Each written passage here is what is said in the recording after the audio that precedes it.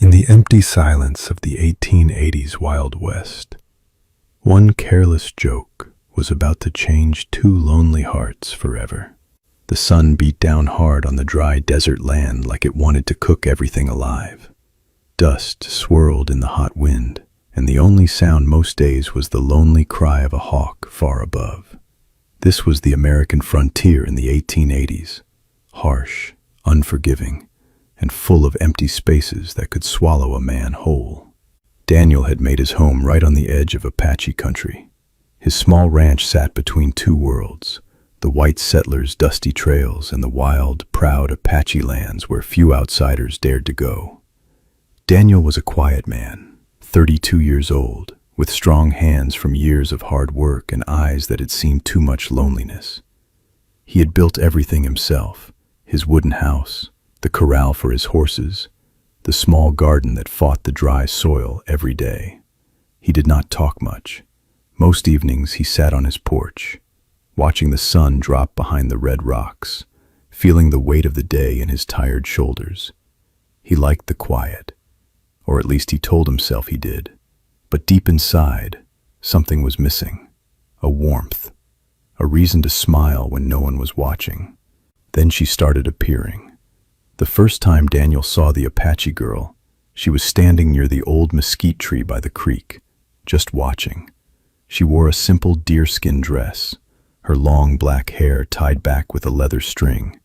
Her face was calm, almost like stone, but her dark eyes held a steady fire. She did not speak. She did not wave. She simply looked at him for a long moment, then turned and disappeared into the brush like smoke. Daniel's heart jumped in his chest. He felt strange, curious, a little scared, but also alive. That night he could not stop thinking about those eyes. They seemed to say things words never could. She came again a few days later, standing at the edge of his field while he repaired a broken fence. Again, no words, just that quiet presence. Daniel felt his chest grow tight each time. Who was she? Why did she keep coming? He wanted to ask, but the words stuck in his throat. He was a man of the land, not of pretty talk.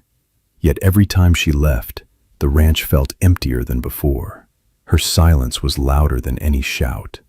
It pulled at something deep inside him, a loneliness he had never named.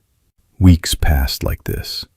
She would appear suddenly near the barn or by the water hole, watch him for a while, then vanish.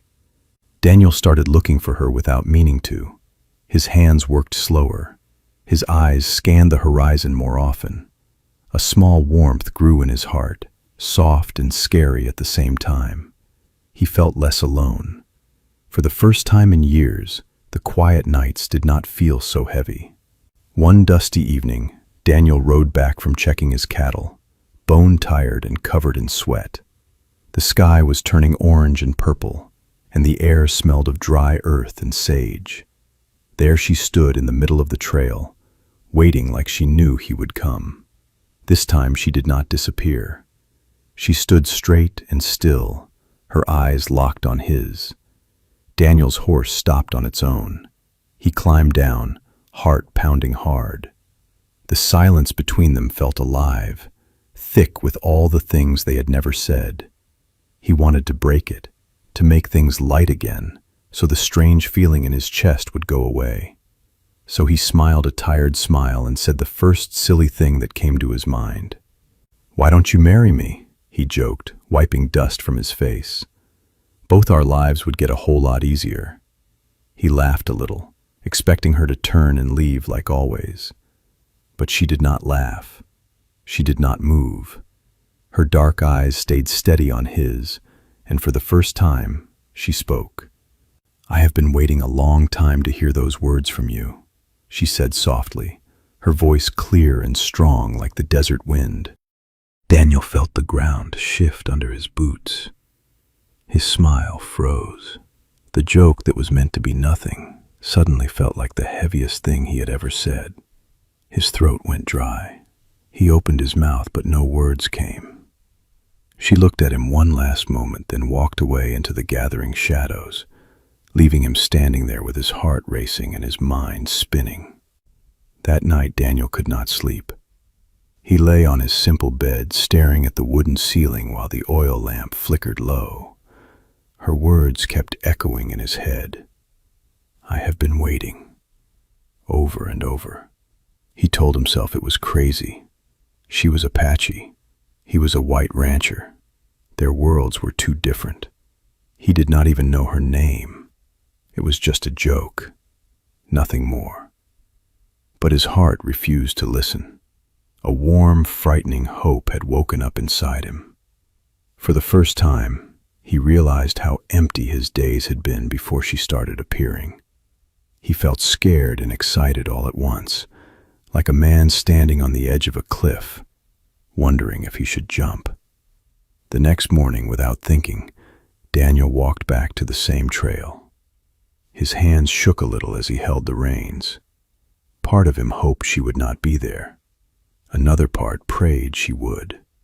She was waiting exactly where he had left her the night before. This time she spoke first. "Did you mean what you said yesterday?" Her voice was calm, but her eyes searched his face with quiet strength. Daniel felt his stomach twist. He could not hide behind the joke anymore. He looked down at his dusty boots, trying to find the right words. I don't even know your name," he said, his voice rough with worry. She stepped closer. The morning sun lit her face, and for a second, Daniel saw something soft in her eyes. Hope, maybe even the same fear he felt. "Names do not matter," she answered. "Truth does." Those simple words hit him like a sudden rain in the desert. Truth. In that moment, Daniel understood. The joke had not been a joke at all. It had come from the deepest part of him, the part that had been lonely for years, the part that had watched her in silence and felt something real and good. His heart opened wide. He saw her not as a stranger from another world, but as the one person who had quietly filled the empty spaces inside him. Tears stung his eyes, though he blinked them away fast. He stepped forward until they stood only an arm's length apart. The wind whispered around them, carrying the scent of sage and freedom. "I meant it," he said at last, his voice low but sure. "I didn't know I meant it until you said yes." A small smile touched her lips, the first he had ever seen. It was gentle and full of quiet joy. She reached out and touched his rough hand with her own. Her fingers were warm. In that touch, all the differences between their worlds seemed to fade. Two cultures, two silences, two lonely hearts had finally found each other. From that day on, the desert did not feel so empty. Daniel still worked hard, and she still moved through the land with her quiet grace. They did not need many words. Their eyes, their small smiles, and the way they walked side by side said everything.